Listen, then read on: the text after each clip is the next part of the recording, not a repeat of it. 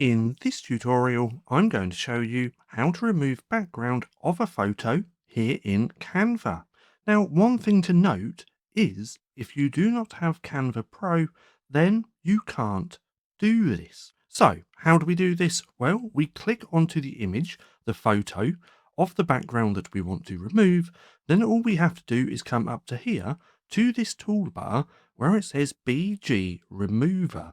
Now, as we can see, this has a little crown icon next to it, which means it's a Canva Pro feature. But all we have to do from here is click on BG Remover. It's going to take a few seconds just like that.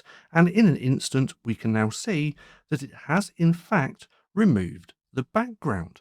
Now, there is also another way to find the background remover. So if we click onto the image, come over to Edit, you're also going to find it just here under Magic Studio, along with other great tools. But nonetheless, that's just how easy it is to remove the background of a photo here in Canva.